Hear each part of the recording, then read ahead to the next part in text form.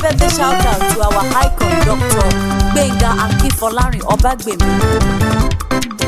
Mo wá dúpẹ́, mo wá dúpẹ́, mo wá dúpẹ́ fọ́jọ́ ìbí o tó bá mi láyé. Mo wá dúpẹ́, mo wá dúpẹ́, mo wá dúpẹ́ fún àánú rẹ o, ọpẹ́ yẹ ọ́. Mo wá dúpẹ́, mo wá dúpẹ́, mo wá dúpẹ́ fọ́jọ́ ìbí o tó bá mi láyé. Mo wá dúpẹ́, mo wá dúpẹ́, mo wá dúpẹ́ fún àánú rẹ o.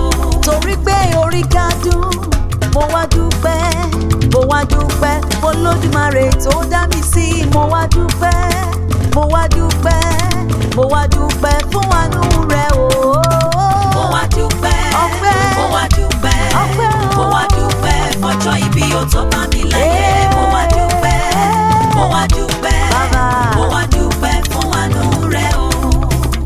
Mr. Gbenga ló sọ wípé fún àánú tó pọ̀ bí yanrìn tí mo ń gbà lójúmọ́ látọ̀dọ̀ Jésù Olúwa, kí lèmi ò fi fún àánú tó pọ̀ bí yanrìn tí mo ń gbà lójúmọ́ látọ̀dọ̀ Jésù Olúwa, kí lèmi ò fi fún ọpẹ́ ní ṣá. Mo wá dúpẹ́ lójoojúmọ́, mo wá dúpẹ́ lójoojúmọ́, mo wá dúpẹ́ fọ́jọ́ ìbí o tó bá mi láyé. Mo wá dúpẹ́, mo wá dúpẹ́, ọpẹ́ mo wá dúpẹ́ fún àánú rẹ o. Wọ́n tún sọ pé èmi bá nẹ́ gbẹ̀rún ahọ́n fún yín Olùgbàlà,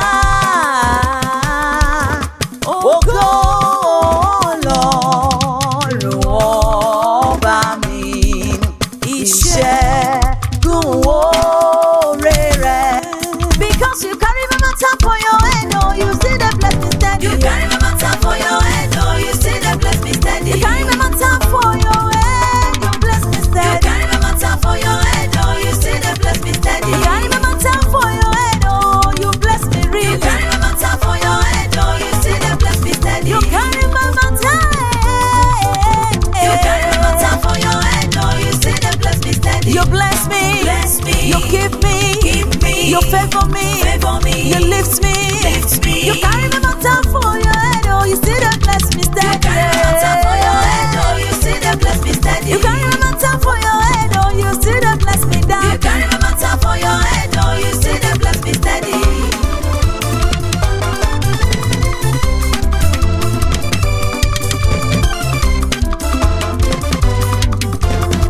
Àṣeyí ṣàmọ́dún o. Àṣeyí ṣàmọ́dún o.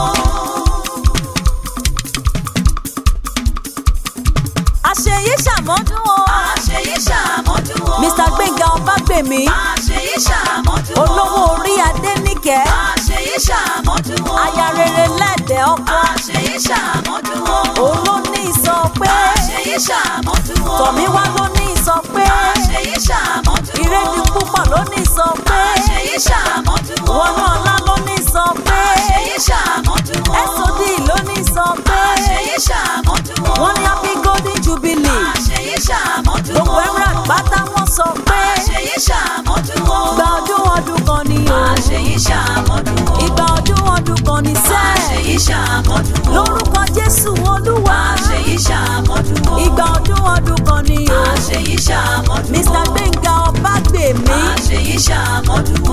ọmọ dọ̀rẹ̀ májọba, Àṣeyí ṣàmọ́dún o. ọmọ lókè kọ̀yẹ́kùn níjọ́ ọdún, Àṣeyí ṣàmọ́dún o. ọmọ lókè yóò kan lẹ̀ bí ṣàwórẹ́ yẹ, Àṣeyí ṣàmọ́dún o. ọmọ múlà méjì sójú ṣoge, Àṣeyí ṣàmọ́dún o. ọmọ amúgbábuwó, Àṣeyí ṣàmọ́dún o. ọmọ oníbò owó àgbọ̀n gbẹ, Àṣeyí ṣàmọ́dún o. ọmọ pàdán jẹ lulẹ̀, Àṣeyí ṣàmọ́dún o. ọmọ pàdán fò làlà, Àṣeyí ṣàmọ́dún o. ọmọ léwu dàbùdí kúkú Àṣeyí ṣàmọ́dún o. lórí òkè òkúta, Àṣeyí ṣàmọ́dún o. ọmọ àti gòkè ìdànrè bí ẹ̀kú, Àṣeyí ṣàmọ́dún o. ọmọ àti sọ̀kalẹ̀ bí ẹ̀rín, Àṣeyí ṣàmọ́dún o. ọmọ lókè mẹ́rìndínlógún, Àṣeyí ṣàmọ́dún o. òkè ní àdíọ́bọ̀, Àṣeyí ṣàmọ́dún o. òkèjì àkúnlẹ̀ bọ́, Àṣeyí ṣàmọ́dún o. òkẹta àbẹ̀rẹ̀ bọ́, Àṣeyí ṣàmọ́dún ó o. níyẹn mọ́kẹrin ṣe nílé báyìí. Àṣeyí ṣàmọ́dún o. Àṣeyí ṣàmọ́dún o. Àṣeyí ṣàmọ́dún o. Àṣeyí ṣàmọ́dún sẹ́. Àṣeyí ṣàmọ́dún o. long life and prosperity. Àṣeyí ṣàmọ́dún o. Sounded in Jesus' name. Àṣeyí ṣàmọ́dún o. Àṣeyí ṣàmọ́dún o. Àṣeyí ṣàmọ́dún o.